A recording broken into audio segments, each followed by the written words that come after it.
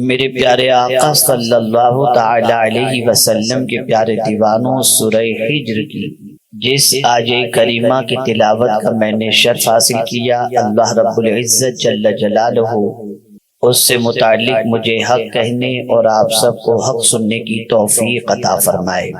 اس سے پہلے کہ میں کچھ معروضات پیش کروں، آئیے ہم اور آپ سب مل کر آقا کریم رؤوف الرحیم علیہ تحیت و تسلیم کی بارگاہ بے کس پناہ میں جس طریقے سے میں پڑھاؤں، عقیدت و محبت میں ڈوب کر اسی طریقے سے درود و سلام کا نذرانہ پیش کریں۔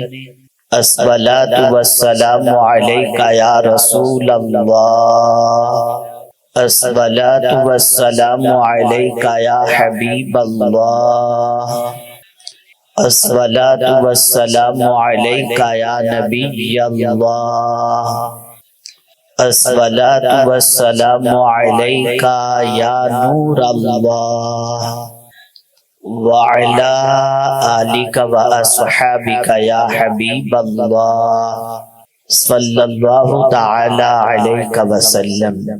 میرے پیارے آقا صلی اللہ تعالی علیہ وسلم کے پیارے دیوانوں، کئی گھنٹوں سے مسلسل آپ اللہ رب العزت جل جلالہ کے فرامین اور اس کے پیارے حبیب صلی اللہ علیہ وسلم کے ارشادات کو سماعت فرما رہے ہیں۔ مجھ سے پیشتر ایک دلوں کو جھنجھوڑنے والا خطاب محب گرامی حضرت مولانا سید امین القادری صاحب سے آپ نے سماعت فرمایا، اور یقیناً ان کے کلمات خیر کی سماعت کے بعد گناہوں کے سلسلے میں نفرت کا جذبہ ضرور بھی ضرور پیدا ہوا ہوگا۔ اللہ ہم سب کو گناہوں سے بچنے کی توفیق نصیب فرمائے اور نیکیوں کا جذبہ عطا فرمائے۔ میرے پیارے آقا صلی اللہ تعالی علیہ وسلم کے پیارے دیوانوں، آج موبائل کا دور ہے اور ہر آدمی کسی کے قریب رہ کر، کسی بڑے کے قریب رہ کر تصویر کھینچا کر کے اس کو اپنی یادگار بنانا چاہتا ہے۔ ایک زمانہ تھا کہ مکہ مکرمہ اور مدینہ منورہ جانے والے سے جب لوگ ملتے تو کہتے تھے کہ ہمیں دعا میں یاد رکھنا۔ اب احرام کی حالت میں کسی کو دیکھتے ہیں تو کہتے ہیں ایک سیلفی۔ یہاں تک کہ حرم مکہ اور حرم مدینہ میں بھی ملاقات ہو تو ساتھ تصویر کھنچوانے کو وہ اپنے لیے باعث فخر سمجھتے ہیں اور بطور یادگار اسے رکھ کر دنیا کو یہ بتانا چاہتے ہیں کہ ہماری ملاقات فلاں سے ہوئی اور ہمیں ان کے قرب کی دولت نصیب ہوئی۔ میرے پیارے آقا صلی اللہ تعالی علیہ وسلم کے پیارے دیوانوں، انسان جب کسی کو بہت بڑا سمجھتا ہے تو اس کے قریب رہنے کی کوشش کرتا ہے، کبھی چاہتا ہے کہ اس کا قرب مستقل رہے، جسم کا فاصلہ رہے تو کوئی بات نہیں، لیکن اس کے دل کے قریب رہے، اس کی یادوں میں رہے۔ لیکن اس کے لیے بڑی قربانیاں دینی پڑتی ہیں، بڑی محنتیں کرنی پڑتی ہیں، بڑی مشقتیں کرنی پڑتی ہیں، تب جا کر کسی بڑے کا قرب دنیا میں چند دنوں کے لیے، چند ساعتوں کے لیے نصیب ہوتا ہے۔ لیکن اگر ہم دیکھیں تو دنیا میں اللہ عز و جل نے رسول اعظم صلی اللہ علیہ وسلم سے بڑھ کر کسی کو نہیں بنایا، نہ پیدا فرمایا۔ بعد از خدا بزرگ توئی قصہ مختصر، اللہ کے بعد جس کا سب سے بڑا مرتبہ ہے وہ مدینے کے تاجدار صلی اللہ علیہ وسلم کا مرتبہ ہے۔ اب میں آپ سے پوچھنا چاہتا ہوں، دنیا میں جب کبھی انسان کو کوئی مصیبت لاحق ہوتی ہے تو اپنے بڑے کو یاد کرتا ہے اور سوچتا ہے کہ وہ قریب ہوتے تو مصیبت ٹل جاتی، وہ سامنے ہوتے تو مصیبت ٹل جاتی۔ کبھی ماں کو یاد کرتا ہے، کبھی باپ کو یاد کرتا ہے، کبھی بچے کو یاد کرتا ہے، کبھی بیوی کو یاد کرتا ہے، لیکن یہ سارے رشتے میدان قیامت میں قربت دیتے ہوئے نظر نہیں آئیں گے، بلکہ فاصلہ بڑھاتے نظر آئیں گے۔ ماں بچے سے بھاگ رہی ہوگی، بیٹا باپ سے بھاگ رہا ہوگا، دوست دوست سے بھاگ رہا ہوگا، اور قیامت کے سخت ترین حالات کے اندر کسی کا قرب جلدی سے نصیب نہ ہو سکے گا، اور آدمی ہزار کوشش کرے رشتے پرائے ہوتے دکھائی دیں گے، لیکن ایک ذات ایسی ہے جس کے قرب کے حوالے سے آدمی تصور کرے اور قربت نصیب ہو جائے تو میدان قیامت میں اس کی نجات کا سامان بن جائے۔ اب رسول اعظم صلی اللہ علیہ وسلم کی رسائی اللہ کی بارگاہ میں بے پناہ اعلیٰ حضرت عظیم البرکت امام عشق و محبت کہتے ہیں، سنتے ہیں کہ محشر میں صرف ان کی رسائی ہے، گر ان کی رسائی ہے لو جب تو بنائی ہے۔ میرے پیارے آقا صلی اللہ تعالی علیہ وسلم کے پیارے دیوانوں، جب رب جلال میں ہوگا اس وقت رب کی غضب کو اور جلال کو ٹھنڈا کرنے والی اگر کوئی ذات ہوگی تو مدینے کے تاجدار صلی اللہ علیہ وسلم کی۔ اب حضور فرماتے ہیں صلی اللہ علیہ وسلم، جو شخص یہ چاہتا ہو کہ قیامت میں اسے میرا قرب نصیب ہو جائے، اسے چاہیے کہ وہ مجھ پر کثرت سے درود شریف پڑھے۔ تو میدان قیامت میں رسول اعظم صلی اللہ علیہ وسلم کا قرب کام آئے گا، میدان قیامت میں آقا کریم صلی اللہ علیہ وسلم کام آئیں گے۔ تو ہمیں اگر آقا کریم صلی اللہ علیہ وسلم کا قرب مدینے میں چاہیے تو آج سے زبان سے کانوں کی چھٹی کر دو اور مصطفیٰ کے ذکر کو، درود و سلام کو اپنی عادت بنا لو۔ یہ عادت اگر رہے گی تو دنیا میں بھی کامیاب اور آخرت میں بھی کامیاب ہو جائیں گے۔ آئیے محبت کے ساتھ آقا کریم صلی اللہ علیہ وسلم کی بارگاہ میں تحفہ درود و سلام پیش کرنے کی سعادت حاصل کریں۔ الصلاۃ والسلام علیک یا رسول اللہ، الصلاۃ والسلام علیک یا حبیب اللہ، الصلاۃ والسلام علیک یا نبی اللہ، الصلاۃ والسلام علیک یا نور اللہ، وعلی آلک واصحابک یا حبیب اللہ صلی اللہ تعالی علیہ وسلم۔ میرے پیارے آقا صلی اللہ تعالی علیہ وسلم کے پیارے دیوانوں، رب قدیر جل جلالہ نے آقا کریم صلی اللہ علیہ وسلم کے واسطے سے ہمیں بہت ساری نعمتیں عطا فرمائیں۔ ان نعمتوں کا نہ شمار کیا جا سکتا ہے، نہ احاطہ کیا جا سکتا ہے، نہ کما حقہ شکر ادا کیا جا سکتا ہے۔ یاد رکھیں جتنی بھی نعمتیں اللہ نے عطا فرمائی ہیں ذات دینے والی اللہ کی ہے، لیکن تقسیم کرنے والی ذات مدینے کے تاجدار کی ہے۔ خود رسول اعظم صلی اللہ علیہ وسلم فرماتے ہیں انما انا قاسم واللہ یعطی، اللہ ہی دینے والا ہے اور میں ہی بانٹنے والا ہوں۔ اب آئیے ہم سمجھتے ہیں، آج میں ایک نعمت کا تذکرہ آپ کے سامنے کروں گا اور پھر اس نعمت کا احساس دلانے کی کوشش کروں گا اور اس نعمت کی فضیلت کے بارے میں کچھ باتیں آپ کی سماعتوں کے حوالے کروں گا تاکہ آپ محسوس کر سکیں لاشعوری طور پر جس نعمت سے استفادہ کرتے ہیں اس نعمت کا مقام اللہ اور اس کے رسول کے نزدیک کیا ہے۔ قرآن کہتا ہے وَلَقَدْ آتَيْنَاكَ سَبْعًا مِنَ الْمَثَانِي وَالْقُرْآنِ الْعَظِيمِ، اور بے شک ہم نے آپ کو 7 دہرانے والی آیتیں عطا فرمائیں اور عظمت والا قرآن۔ یہ 7 آیتیں جسے دہرائی جاتی ہیں وہ کون سی ہیں؟ تو میرے پیارے آقا صلی اللہ علیہ وسلم کے پیارے دیوانوں، اس سے مراد سورہ فاتحہ ہے۔ ہر رکعت کے اندر یہ آیت، یہ سورت پڑھی جاتی ہے اور بار بار یہ سورت پڑھی جاتی ہے۔ اس سورہ مبارکہ کے حوالے سے رسول اعظم صلی اللہ تعالی علیہ وسلم ارشاد فرماتے ہیں یہ ام القرآن ہے، یعنی سارے قرآن کا علم اللہ نے اس سورہ کے اندر جمع فرما دیا ہے۔ اور میرے پیارے آقا صلی اللہ علیہ وسلم کے پیارے دیوانوں، اس میں 7 آیتیں ہیں۔ جو شخص سورہ فاتحہ کی 7 آیتوں کی تلاوت کرتا ہے اللہ تعالیٰ جہنم کے 7 دروازے اس پر بند کر دیتا ہے۔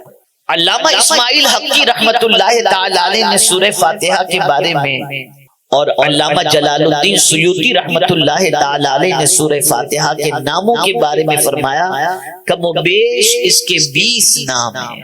یہ سورۃ الشفا بھی ہے، یہ سورۃ الفاتحہ بھی ہے، یہ سورۃ الوافیہ بھی ہے، یہ سورۃ الکافیہ بھی ہے، یہ سورۃ الرقیہ بھی ہے، یہ 7 مثانی ہے۔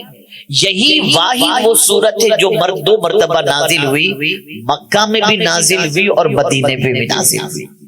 میرے پیارے آقا صلی اللہ تعالی علیہ وسلم کے پیارے دیوانوں، علامہ اسماعیل حقی رحمت اللہ تعالی علیہ تفسیر روح البیان کے اندر ارشاد فرماتے ہیں، اگر کوئی شخص پاک برتن میں، پاک پانی سے، پاک برتن میں اس سورہ مبارکہ کو لکھے اور اس کے بعد پاک پانی سے اس برتن کو دھوئے اور اس کے بعد اس پانی کو مریض کے چہرے پر لگا دے تو اللہ اسے شفا عطا فرما دے گا۔ اور فرمایا گیا اگر کوئی شخص چینی کے برتن میں، کانچ کے برتن میں مشک سے سورہ فاتحہ لکھے اور عرق غلاب سے اسے دھوئے اور اس کے بعد وہ پانی کند ذہن بچے کو اگر پلا دیا جائے 7 دن تک تو اس کی یادداشت اتنی اسٹرانگ ہو جائے گی جو ایک بار پڑھے گا اسے یاد ہو جائے گا۔ میرے پیارے آقا صلی اللہ تعالی علیہ وسلم کے پیارے دیوانوں، آپ اندازہ لگائیں یہ سورہ فاتحہ اللہ نے عطا فرمائی، رسول اعظم صلی اللہ علیہ وسلم کے ذریعے عطا فرمائی، آقا کریم صلی اللہ علیہ وسلم کے صدقے میں عطا فرمائی۔ میرے پیارے آقا صلی اللہ تعالی علیہ وسلم کے پیارے دیوانوں، سلسلے چشتیہ کے اندر اور تقریباً مشائخ کے یہاں بیماروں کے علاج کے لیے سورہ فاتحہ کو بہت عظیم کہا گیا ہے اور اس کے ذریعے علاج کے مختلف طریقے بتائے گئے ہیں۔ آئیے میں سورہ فاتحہ کی فضیلت کے حوالے سے کچھ عرض کرنے کی بجائے میں آج اس کی پہلی آیت کے بارے میں کچھ باتیں سمجھانا چاہتا ہوں تاکہ تعلق باللہ مضبوط ہو جائے، اللہ سے رشتہ مضبوط ہو جائے، اللہ کی محبت دل میں پیدا ہو جائے۔ اللہ عز و جل نے اپنے محبوب صلی اللہ علیہ وسلم کو یہ 7 آیتوں والی سورت، یہ دہرائی جانے والی آیتوں والی سورت جو اللہ نے عطا فرمائی ہے، اس کی پہلی آیت پر دیکھیں، غور کریں۔ اللہ عز و جل نے فرمایا الحمدللہ رب العالمین، یہ سورہ فاتحہ کی پہلی آیت ہے۔ اللہ اکبر، تمام خوبیوں کا مالک کون ہے؟ تمام تعریف کا مالک کون ہے؟ اللہ عز و جل جو سارے جہاں کا مالک ہے۔ تمام تعریفیں اس اللہ کے لیے، اس رب کے لیے جو سارے جہاں کا مالک ہے۔ میرے پیارے آقا صلی اللہ تعالی علیہ وسلم کے پیارے دیوانوں، آقا کریم صلی اللہ علیہ وسلم ارشاد فرماتے ہیں افضل الذکر لا الہ الا اللہ وافضل الدعاء الحمدللہ۔ آقا کریم صلی اللہ علیہ وسلم فرماتے ہیں سب سے افضل ذکر لا الہ الا اللہ ہے اور سب سے افضل دعا الحمدللہ۔ اب اگر کوئی شخص کھانے کے بعد الحمدللہ پڑھتا ہے، پانی پینے کے بعد الحمدللہ پڑھتا ہے، نئے لباس سے بہتر کرنے کے بعد الحمدللہ پڑھتا ہے، صبح اٹھنے کے بعد الحمدللہ پڑھتا ہے، تو حضور صلی اللہ علیہ وسلم فرماتے ہیں اللہ عز و جل کو نعمت دے کر جتنی خوشی نہیں ہوتی اتنی بندے کا الحمدللہ کہنے پر میرا مولا خوش ہو جاتا ہے۔ میرے مولا کے نزدیک بندے کا الحمدللہ کہنا یہ بہت محبوب ہے، بہت پسندیدہ ہے۔ اب حمد اور شکر ان دونوں چیزوں کو تھوڑی سی سمجھنے کی کوشش کریں۔ حمد کہتے ہیں کسی کی ذاتی خوبیوں کی بنیاد پر اس کی تعریف کی جائے اسے کہتے ہیں حمد، اور کسی کے احسانات کے بدلے میں اس کی تعریف کی جائے اسے کہتے ہیں شکر۔ ذاتی خوبیوں کی بنیاد پر تو میرے رب کی جو ذات ہے اس میں جتنی بھی خوبیاں ہیں وہ کسی کی دی ہوئی نہیں، میرے مولا کے پاس ساری خوبیاں خود اپنی ہی ہیں اور وہ ذات وحدہ لا شریک ہے۔ اب میرے پیارے آقا صلی اللہ تعالی علیہ وسلم کے پیارے دیوانوں سمجھنے کی کوشش کریں۔ الحمدللہ بظاہر یہ ایک چھوٹا سا جملہ نظر آتا ہے لیکن اس کی معنویت کو سمجھنا ہے، اس کے مقام اور مرتبے کو سمجھنا ہے، تو آئیے حضرت آدم علیہ الصلوۃ والتسلیم کی طرف ہم چلتے ہیں. اللہ اکبر. حضرت آدم علیہ الصلوۃ والسلام کے جسد خاکی میں جب روح پھونکی گئی اور اس کے بعد آپ کو چھینک آئی تو آپ نے اپنی زبان سے کہا الحمدللہ. میرے مولا کو یہ کہنا اتنا پسند آیا کہ سورہ فاتحہ کی ابتدا اسی حضرت آدم علیہ السلام کے جملے سے فرما دی اور الحمدللہ. اب بندہ جب کوئی الحمدللہ کہتا ہے, الحمدللہ رب العالمین کہتا ہے تو میرے مولا کی رحمت کو جوش آتا ہے اور اس تعریف کرنے والے بندے کو اللہ تعالیٰ مزید نعمتوں سے مالا مال فرما دیتا ہے. الحمدللہ. یہاں تک فرمایا گیا کسی نعمت کے ملنے پر اگر کوئی بندہ ایک بار الحمدللہ کہے اسے ثواب ملتا ہے, 2 بار کہے تو ثواب ملتا ہے, اور تیسری بار اسی ایک نعمت کے ملنے پر الحمدللہ کہے تو اللہ اس کے گناہوں کو معاف فرما دیتا ہے. یہی الحمدللہ. یہ کس کے صدقے میں یہ صورت ملی؟ حضور کے صدقے میں, سرکار صلی اللہ علیہ وسلم کے صدقے میں. اب الحمدللہ تمام خوبیاں اللہ کے لیے. اللہ معبود برحق جس کی بندگی کی جائے, جو ہمارا معبود ہے, جو ہمارا معبود برحق ہے, اسی کی بندگی, اسی کی عبادت ہمیں کرنی ہے اور ہم کرتے ہیں. لیکن وہ معبود ہے, اس کی دلیل کیا ہے؟ اسی کو قرآن نے کھولا الحمدللہ رب العالمین, سارے جہان کا پالنے والا. تو جو سارے جہان کا پالنے والا ہے وہ وہی ہے جس کی عبادت کی جائے, وہی معبود برحق ہے. رب کہتے ہیں پالنے والے کو. رب کا معنی ہوتا ہے مالک, رب کے معنی ہوتا ہے سید, رب کے معنی ہوتا ہے حاکم, رب کے معنی ہوتا ہے, تمام مفسرین نے رب کا معنی پالنے والا, پرورش کرنے والا فرمایا. اور میرے پیارے آقا صلی اللہ علیہ وسلم کے پیارے دیوانوں, مفسرین نے یہاں تک بھی فرمایا بتدریج کسی کو کمال تک پہنچانا وہ رب ہوتا ہے, اس کو رب کہتے ہیں. بتدریج کسی کو کمال تک پہنچا دیا. تو اب آپ دیکھیں, پہلے ایک چھوٹا سا بچہ ہوتا ہے, پھر وہ چلنے لگتا ہے, پھر تھوڑا سا بڑا ہوتا ہے, پھر تھوڑا سا بڑا ہوتا ہے, پھر تھوڑا سا بڑا ہوتا ہے, پھر نوجوان ہوتا ہے, پھر بڑا ہوتا ہے, بڑھاپے کی دہلیز تک پہنچتا ہے. تو یہ بتدریج کمال تک اگر کسی کو کوئی پہنچا رہا ہے تو وہ میرا رب ہے, وہ پالنے والا ہے. میرے پیارے آقا صلی اللہ علیہ وسلم کے پیارے دیوانوں, وہ کسی ایک کو نہیں پالتا, سارے عالم کا پالنے والا ہے. پتھر کو پالنے والا اللہ, درخت کو پالنے والا اللہ, پہاڑ کو پالنے والا اللہ, زمین کو پالنے والا اللہ, پھل فروٹ کو پالنے, اس کے درخت کو پالنے والا اللہ, انسان کو پالنے والا اللہ, سب کو پالنے والا اللہ ہے. 18,000 کم و بیش عالم ہیں, ان سارے عالم کو پالنے والا اگر کوئی ہے تو اللہ عز و جل ہے. پتا چلا جو پالنے والا ہے وہی عبادت کا حقدار ہے, اسی کی بندگی کی جائے. میرے پیارے آقا صلی اللہ تعالی علیہ وسلم کے پیارے دیوانوں, ہم نے کبھی سوچا کہ ہم ماں کے شکم میں تھے, وہاں ہمیں کون پال رہا تھا؟ وہ اللہ عز و جل کی ذات تھی جو ماں کے شکم کے اندر ہماری پرورش فرما رہی تھی. آج ہمیں کون پال رہا ہے؟ اللہ رب العزت جل جلالہ پال رہا ہے. میرے پیارے آقا صلی اللہ تعالی علیہ وسلم کے پیارے دیوانوں, آپ ذرا سوچو, پالنے والی ذات اللہ کی ہے, وہ ہمیں ہماری پرورش فرما رہا ہے, ہمیں جو ہے کمال تک لے جا رہا ہے. چلنے کا ڈھنگ اس نے عطا فرمایا, پیر کی قوت, پیر میں قوت اس نے عطا فرمائی, یادداشت اس نے عطا فرمائی, رزق اس نے عطا فرمایا. اور میرے پیارے آقا صلی اللہ علیہ وسلم کے پیارے دیوانوں, پورے بدن میں قوت اگر کسی نے عطا فرمائی ہے تو وہ اللہ رب العزت جل جلالہ نے. آج وہی تو ہمیں پال رہا ہے, اور پھر یہی نہیں کہ ہمیں پال رہا ہے, ہماری اولاد کو بھی وہی پال رہا ہے, ہماری بیوی کو بھی وہی پال رہا ہے, ہمارے بچوں کو بھی وہی پال رہا ہے, ہمارے رشتہ داروں کو وہی پال رہا ہے, وہی پالنے والا ہے. میرے پیارے آقا صلی اللہ تعالی علیہ وسلم کے پیارے دیوانوں, کتنے تعجب کی بات ہے, اگر چند دنوں کی روٹیاں کوئی دے دے تو ہم اس کے حکم کی نافرمانی نہیں کرتے,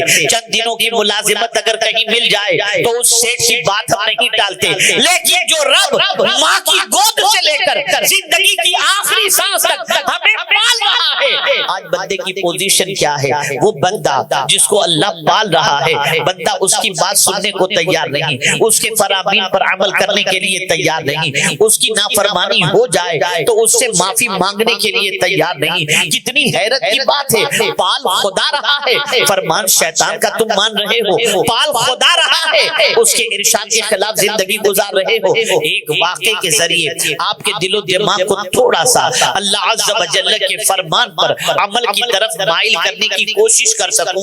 اللہ اکبر، اس واقعے کے ذریعے اگر آپ کا دل و دماغ پرفیکٹ ہو جائے اور سوچ درست ہو جائے تو میں یقین کے ساتھ کہہ سکتا ہوں کہ انشاءاللہ آج کے بعد یہاں سے اٹھیں گے تو جیسے ہی کہیں سے اللہ کا حکم آپ کے کانوں سے ٹکرائے گا، آپ اس پر عمل کرنے کی کوشش کریں گے۔ دیکھیے نا، مولانا روم رحمت اللہ تعالی علیہ فرماتے ہیں کہ سلطان محمود ان کا غلام تھا ایاز، کوئی خاص پڑھا لکھا نہیں تھا وہ، لیکن محمود انہیں بہت چاہتے تھے اور ایاز اپنے مالک کی بڑی وفاداری کا مظاہرہ کرتے۔ لیکن معاشرین جو تھے، دربار کے جو لوگ تھے، ان کے دلوں میں ایاز کے سلسلے میں تھوڑا سا حسد تھا کہ آخر سلطان محمود جو ہے وہ ایاز کو اتنا کیوں چاہتے ہیں۔ ایک مرتبہ توجہ چاہوں گا، سلطان محمود نے ایک قیمتی ہیرا سامنے رکھا اور اپنے جتنے خدام تھے ان سے فرمایا اس ہیرے کو توڑو۔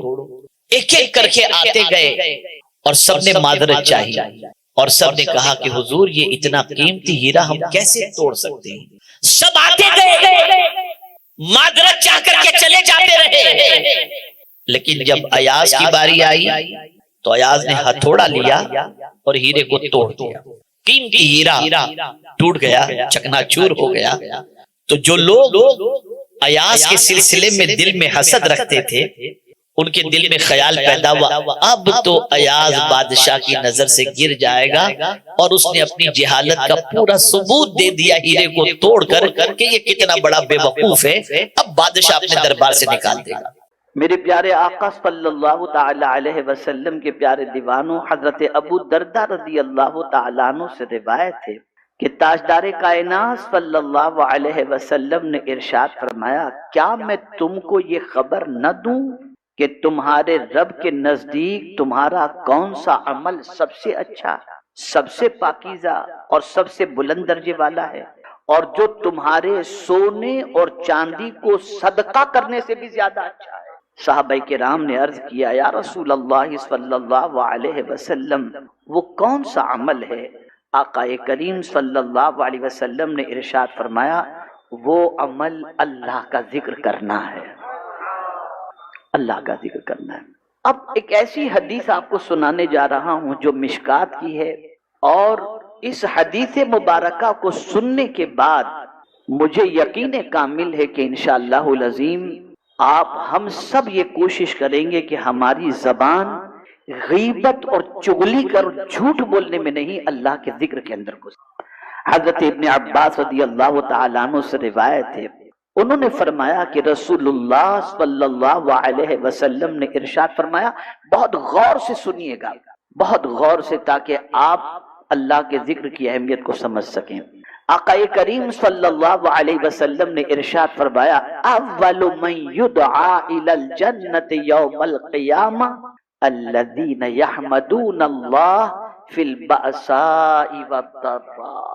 آقا کریم صلی اللہ علیہ وسلم ارشاد فرماتے ہیں، جنہیں قیامت کے دن سب سے پہلے جنت کی طرف بلایا جائے گا، جنہیں قیامت کے دن سب سے پہلے جنت کی طرف بلایا جائے گا، وہ ہوں گے جو خوشی میں اور غم میں اللہ عز و جل کی حمد بیان کرتے ہیں، یعنی الحمدللہ کہتے ہیں۔ خوشی ہو تو بھی الحمدللہ اور غم ہو تو بھی الحمدللہ، جس حال میں اللہ رکھے میرے کریم تیرا شکر ہے۔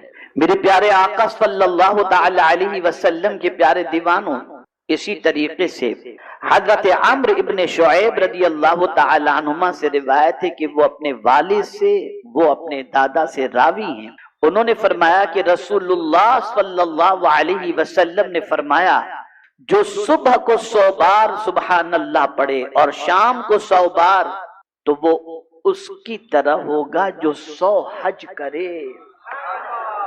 यानी सुबह 100 बार सुबहान अल्लाह पढ़ना और इसी तरीके से शाम को 100 बार सुबहान अल्लाह कहना। ये 100 बार सुबह शाम सुबहान अल्लाह कहना ये उस बंदे की तरह है जिसने 100 हज किए, यानी अल्लाह उसके बराबर उसे सवाब अता फरमाएगा। और जो सुबह को 100 बार अल्हम्दुलिल्लाह पढ़े और 100 बार शाम को, तो उस जैसा होगा जो अल्लाह अज़्ज़ व जल्ल की राह के अंदर 100 घोड़े खैरात करे, 100 घोड़े खैरात करे, यानी 100 घोड़े खैरात करने के बराबर अल्लाह उस बंदे को सवाब अता फरमाता है जो सुबह को 100 बार अल्हम्दुलिल्लाह कहे और शाम को 100 बार अल्हम्दुलिल्लाह कहे। इसी तरीके से फरमाया गया, और जो सुबह को 100 बार ला इलाहा इल्लल्लाह पढ़े और 100 बार शाम को, तो उसकी तरह होगा जो औलादे हजरत इस्माइल अलैहिस्सलाम से 100 गुलाम आजाद करे। और इसी के साथ फरमाया गया, और जो 100 बार सुबह को अल्लाहु अकबर पढ़े और 100 बार शाम को, तो कोई उससे ज्यादा नेकियां उस दिन न कर सकेगा सिवाय उसके जो उतनी ही बार ये कलेमात पढ़े, कितना सवाब है। अब यहाँ एक थोड़ा सा करेक्शन कर दूं, अगर कोई ये तसव्वुर करता हो कि चलो 100 बार सुबहान अल्लाह सुबह पढ़ लें, 100 बार सुबहान अल्लाह शाम को पढ़ लें, तो 100 हज करने का सवाब मिल जाएगा, तो लाखों रुपए खर्च करने की जरूरत ही क्या है, हज तो हो जाएगा। तो हज का अदा करना और है और सवाब का मिलना और है। जैसे मिसाल के तौर पर कोई डॉक्टर ने आपसे कह दिया, किसी तबीब ने आपसे कह दिया कि यार सुबह को आप 4 मुनक्का खा लो, 5 मुनक्का खा लो या 5 बादाम खा लो, तो आपको जो है ये 5 बादाम जो है ना, ये 3 रोटी जैसी ताकत आपको अता कर देगा। तो आप 5 बादाम के बाद रोटी खाना तो नहीं छोड़ेंगे, इसलिए कि बादाम से पेट नहीं भरता, रोटी ही से पेट भरता। बादाम से पेट नहीं भरेगा, पेट तो रोटी ही से भरेगा। इसी तरीके से आपको हज तो वहां जा करके ही अदा होगा, जब तक आप वहां जाएंगे नहीं, तवाफे काबा नहीं करेंगे, वुकूफ अरफा नहीं करेंगे, मिना में नहीं पहुंचेंगे, आपका हज नहीं होगा। वो तो वहां जा करके ही करना है। लेकिन अगर कोई बंदा 100 बार सुबहान अल्लाह सुबह और 100 बार सुबहान अल्लाह शाम को पढ़ ले, तो अल्लाह ताला उस अमल जितना सवाब उसे अता फरमा दे। लेकिन फर्ज साकित नहीं होता। आप सोचेंगे कि चलो यार लाखों रुपए बच भी गए और उसी के साथ साथ जो है वो हज भी हो गया, तो हज नहीं होगा, हज तो वहीं जा करके होगा। मेरे प्यारे आका सल्लल्लाहु ताला अलैहि वसल्लम के प्यारे दीवानों, इसी तरीके से आप देखें आकाए करीम सल्लल्लाहु ताला अलैहि वसल्लम ने जिक्र की महफिल की फजीलत क्या बताई है। जो आप आते हैं हर शनिचर को इज्तिमा के अंदर और यहाँ जिक्र इलाही होता है, जानते हैं इसकी फजीलत क्या है? अभी सदी से समझिएगा, मालूम तो है। नजर भी कोई चीज नहीं आती, इतनी रोशनी कहाँ कि हम कुछ देख सकें, इतनी बीनाई कहाँ कि हम देख सकते हैं। हमारी आंखें तो दूसरों के ऐब देखने से ही फुर्सत नहीं पाती, हमारा काम ही यही है, ढूंढो किसी के ऐब मिलते हो तो। इसलिए अच्छा या नजर नहीं आती ना, ऐब भी नजर आते हैं। लेकिन हजरत अबू हुरैरा रदी अल्लाह तआला अन्हु और हजरत अबू सईद खुदरी रदी अल्लाह तआला अन्हु से मरवी है कि रसूलुल्लाह सल्लल्लाहु अलैहि वसल्लम ने फरमाया, जब कोई जमाअत जिक्र इलाही के लिए बैठती है तो फरिश्ते उनको घेर लेते हैं, और फरिश्ते उनको घेर ही नहीं लेते बल्कि रहमत उनको ढांप लेती है, सुकून और इत्मीनान की दौलत उनके लिए नाजिल होती है, और अल्लाह ताला उनका तज़किरा उन फरिश्तों में फरमाता है जो उससे करीब होते हैं। यानी अल्लाह के करीब जो फरिश्ते होते हैं, उन फरिश्तों के दरमियान अल्लाह अज़्ज़ व जल इन जिक्र की महफिल में बैठने वाले, सुनने सुनाने वालों का जिक्र अल्लाह फरमाता है, अल्लाह के जिक्र।